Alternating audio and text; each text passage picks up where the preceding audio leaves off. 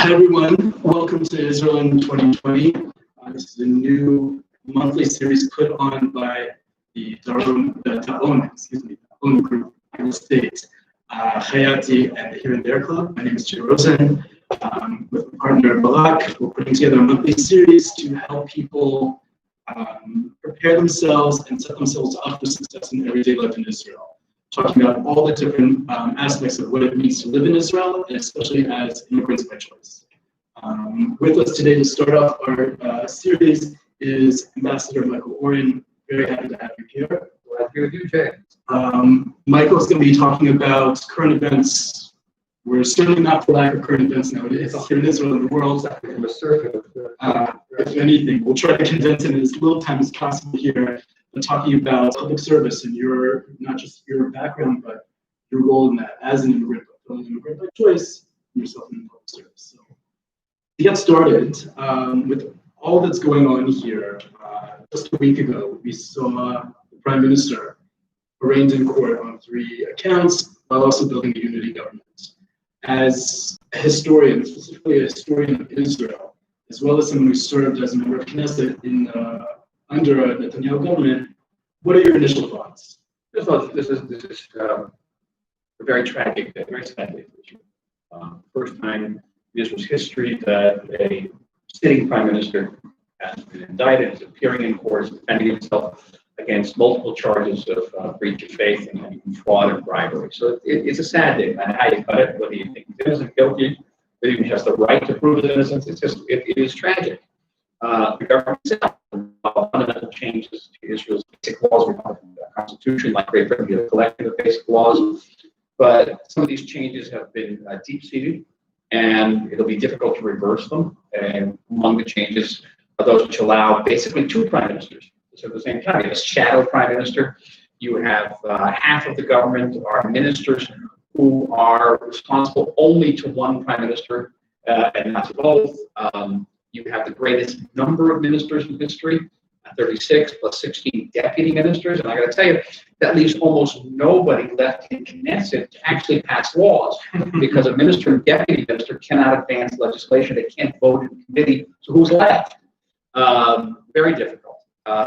And, you have to ask yourself, okay, what is the alternative? The alternative was going to a 4th round election. At the height of the coronavirus crisis, elections cost us billions of shekels. They impaired our ability to make important strategic decisions. If you ever got into a war, it would be very, very difficult to make an important strategic decision. The Israeli public, large parts of the public, would come to the government and say, who are you to make that decision? You weren't elected. And so it's a dangerous situation for us as well. So on balance, given the alternative, better to have moving forward with the Trump peace plan, which I think is a good plan, and meeting the challenges of an increasingly complexity of law. Speaking more about the peace recently here, with all sorts of different threats and promises from all the different sides. Well, I come to this peace plan with a rather deep background. Most people don't know this, but I served as an advisor to Yitzhak Rabin in the early 90s. I was president of the creation of the Oslo Peace Accords. I had serious reservations about the Oslo Peace Accords. And then over the years, I've been involved in the peace process. I actually took part in the last round of negotiations with the Palestinians 11 years ago.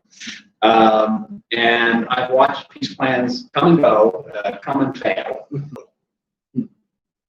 Because every peace plan now has basically asked both sides to do precisely what they couldn't do, which was ask Israel to redivide Jerusalem, to uproot Palestinians' responsibility to the defense, the security of the area. That was just never going to happen. And this peace plan corresponds to realities on the ground, and it requires Palestinians to cede the responsibility for security in Jerusalem to Israel. It maintains the integrity of Jerusalem. On the other hand, it requires Israel to recognize a 2-state solution. It's not the 2 states not the state that Palestinians want, but it's a 2-state solution of territory that is in sovereign Israel, 367 Israel, which is rather extraordinary. We never agreed to that in the Obama years. We did it to the swaps.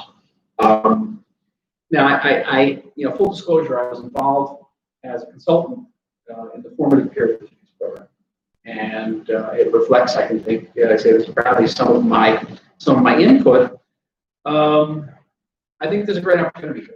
It's a great opportunity for the state of Israel. I think the opportunity is not only ensuring the future democratic and Jewish character of the state, but also opening the possibility of our former relations with Gulf states, particularly Saudi Arabia, wedding Israeli technology with Arab research would be transformative for the entire world, forming an open alliance in the region. There's a tremendous amount of benefits here, and for the Palestinian industry. And they could also receive $50 billion in economic aid and development, which would be transformative for them too. There's a lot to be gained from this peace plan. Unfortunately, it's gotten caught up in domestic American politics. I wish it hadn't. It seems though one of the major factors in it taking place is the role of leadership on both sides. Particularly about the Israeli situation, where we have a swap of two prime ministers very shortly, and we're certainly seeing in the current virus who's actually in charge. We're seeing, is it the health minister? Well, not really. Is it the executive director general? That's the prime minister. Is the defense minister? So if we're already having these issues with an ongoing epidemic, what's to say that there's going to be the leadership on the ground from at least the Israeli side moving to more peaceful? I don't know if the director general, the health minister, was or the prime minister, with the army carrying out important functions. The army wanted, the defense minister wanted to take control of the crisis, didn't he? No, but there are other areas of governance which are going to be very important. The question of the status of religious laws, of what they call the status quo agreement, is going to come up again and again. The drafting of ultra-Orthodox young people into the military will come up again and again.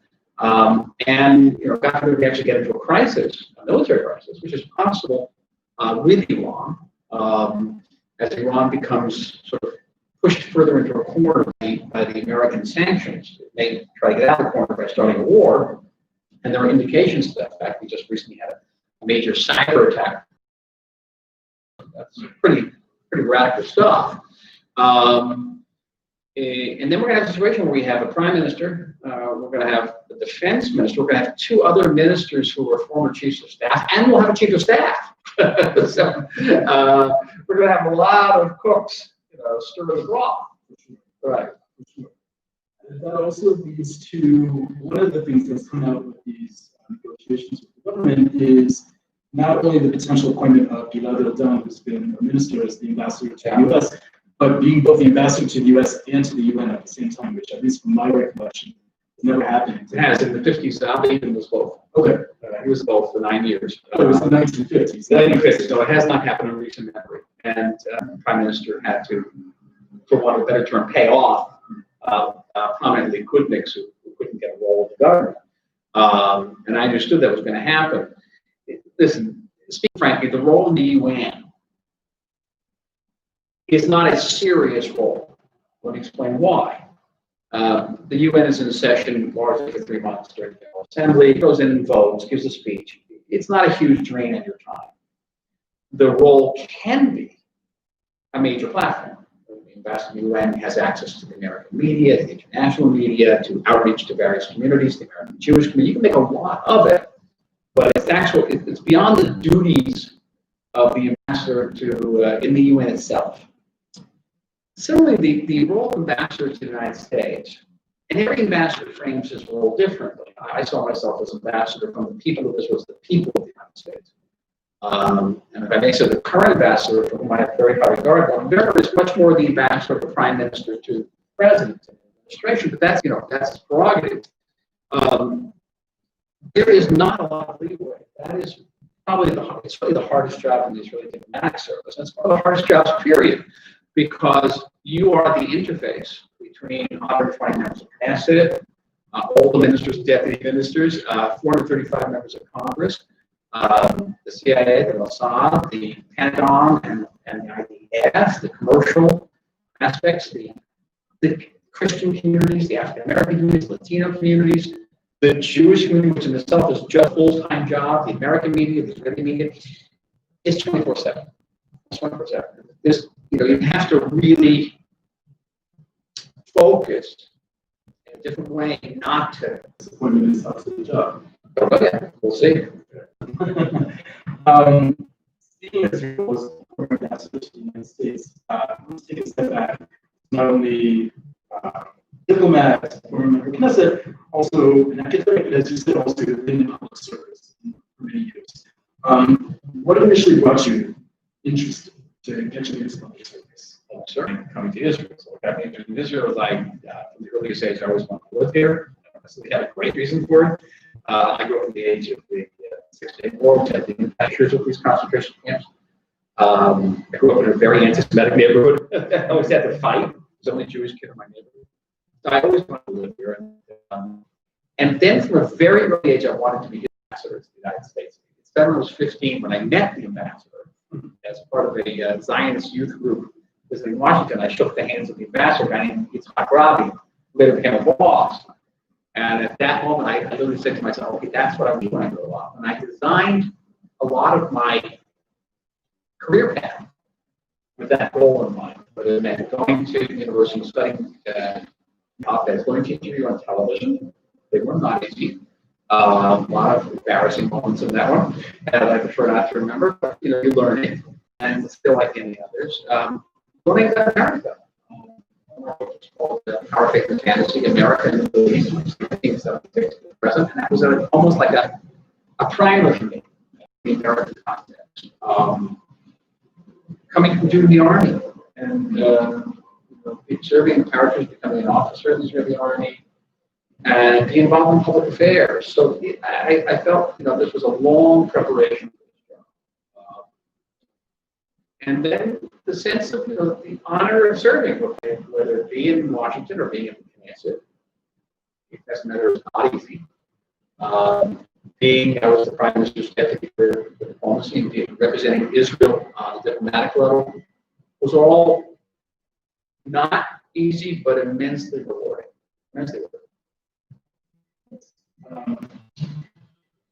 One of the issues I personally find having started this initiative called the Human Europe, which is all about encouraging civic engagement, civil engagement among a fellow Levi-Strauss Western Jewish persecution or anti-Semitism, is that we're coming from communities where Jews have a prominent, if not outsized, role in public service. As elected positions, volunteer positions, we see Jews take an outsized role. Even as we're watching today what's happening with the riots in America, we're reminded of the role that Jews played in civil rights movement in the 60s.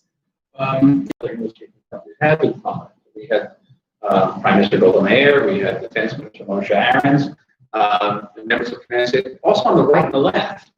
Interestingly enough, Hebrew is the language of this country, and it is the sort of sine qua non of national service. If you want to be a president, you got to know your Hebrew. You got to get to the situation that I could get to. It wasn't easy, where I can interview on television to get up in front of a Knesset plenary where people are screaming at you in Hebrew. Focus and your vocabulary and all of that. And there are cultural barriers. Israel is a different culture. And you have to sort of internalize the cultural differences. An example of something I found very difficult.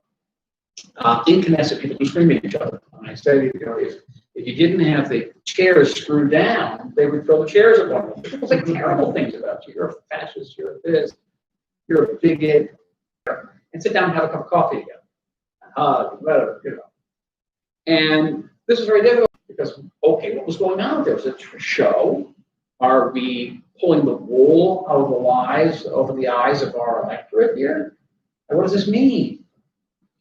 And, as someone who came from American political culture, I found that type of, I don't know what to call it, sort of double-faced behavior. I found it very, very unnerving. For Israelis, and a culture where people yell at each other, never entirely personal, right? You get into a traffic altercation, people screaming at you, and then they'll invite you for a cup of coffee, or than that one. It takes some good news. Is there something that Levi choice could contribute to a society? Has contributed something. Is that one of the things that Western Levi could do? Is it something? I think one of the biggest things that contribute is to a deepening of the understanding of how democracy works. Give an example. Americans, British, Australians, Canadians are the beneficiaries of 800 years of democratic thought, beginning with the Magna Carta, really. And American democracy didn't emerge overnight, and you have the benefit of that deep knowledge. Israeli democracy had a completely different origin. It really begins in the early 20th century as the only neo-man. And while there's much talk of democracy in Israel, there's very little understanding of how a democracy works. So, for example, any oust or prevent Arab MKs with supported terror from serving in Knesset was always called anti-democratic. People are unaware here of what Abraham Lincoln once said, that no democracy is obliged to commit suicide, and that democracy is predicated on a fundamental loyalty. You can't be disloyal to the state and then claim that democracy doesn't work. Early in my term as a member of Knesset, I supported the expulsion law, very controversial. So that the member of Knesset that espoused racist positions or supported terror. By the way, Jew or Arab could not serve in Knesset. And I was called a fascist, I was called a racist, I was called whatever you said, and members of Knesset came up and said, there's no precedent like this anywhere in the world. And I said, hold on. There's a thing called the U.S. Constitution, which is the oldest democratic document in the world, the most proven democratic document in the world. And under Article 1.5 is the expulsion article, which says if you're accused of certain crimes, you're not going to serve in Congress, you're going to be thrown out. And it's been used, by the way. By the way, the person who used it most frequently was Abraham. And so people don't know, they don't understand. And I think that American lean from English-speaking countries have a lot to contribute in terms of deepening the understanding of the goodness. Your take on how Israel is handling our crisis with the virus? Well, better.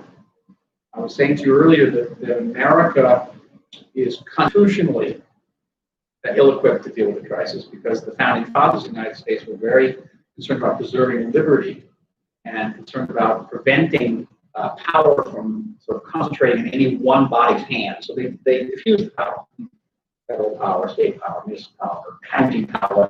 It was very difficult to get one power to all in the United States. It's geographically very big. Israel, we didn't have a problem. We had the government made a decision. For the most part, those decisions were here too. We had some notable exceptions, particularly the Orthodox community, and we were able to, I think, weather this very well. Now the question is whether we can continue to weather it very well, as Israelis, including us, are not sitting with masks right now. We walk around with masks. I walked into the mask, to be fair, tonight for keeping social distance, but we're seeing a spike. We were saying earlier, we're not still going to be out on this. It is.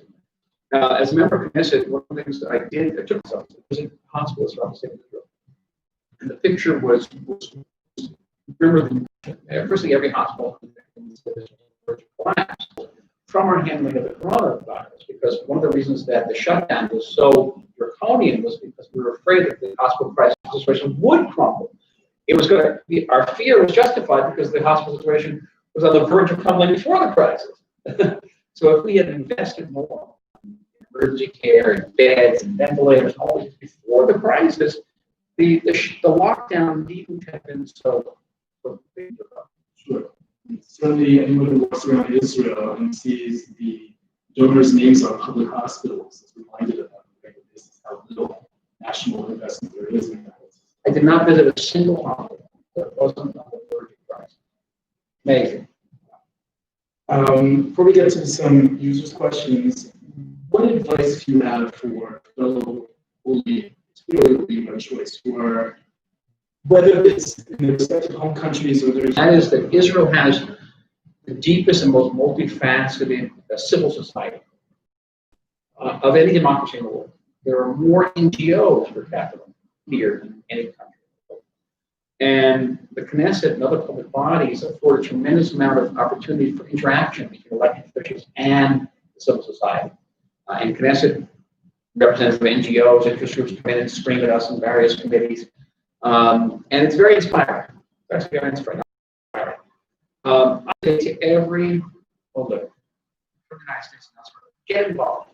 Find something you're passionate about. Take your interest to the connection, to the street. Protest if you want, but be active.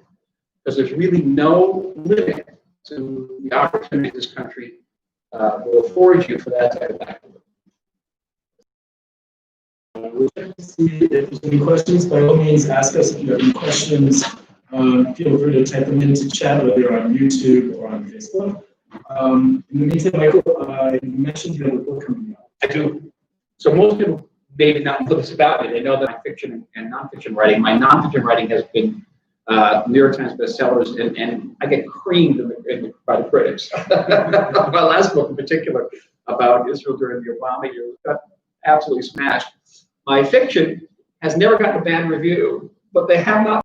That's an understatement.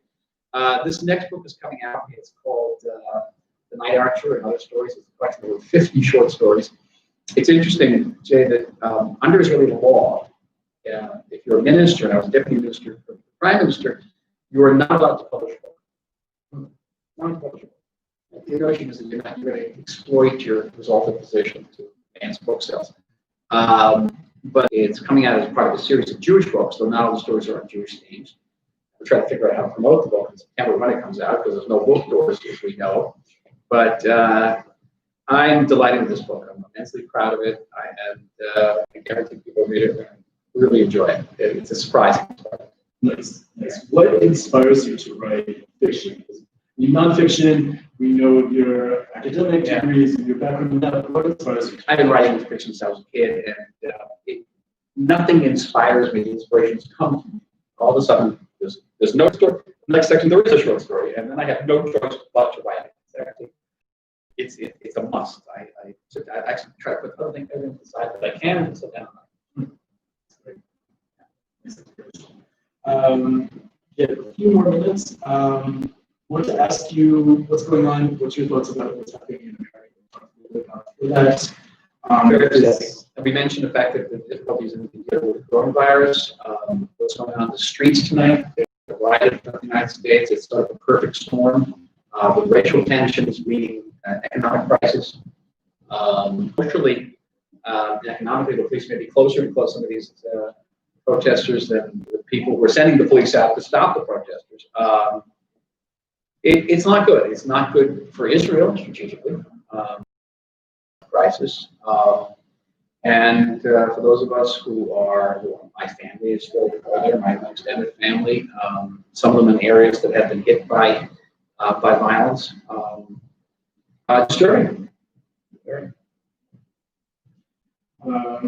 Thank you again for coming tonight. We're really happy to start off this series in helping for little Lima Choice.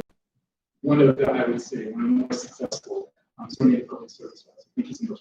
I'll say one last thing. You know, they talk about America being the land of opportunity. Israel is the land of opportunity. I arrived here a long time ago with a backpack, but not because of the backpack. And, you know, that young person who arrived with a backpack, representing Israel in the White House, that's opportunity. Come here. When is your book going to be available? My book will be available. It's available now. You can pre-order it on Amazon. Relays, famously reduced prices. Coming out on September 1st. So on behalf of all of our sponsors today, real estate, my company, Hayati, which is all about helping startups, so I'd love to hear about the opportunity. Civic Engagement Initiative here in Europe, we really thank you for joining us. Thank you for all of you at home for watching. Stay tuned. Next month we'll have another speaker to help you further understand, further get a grasp on what it means everyday life here in Israel. Thanks. That's great, guys. Thank you. Who's your next guest?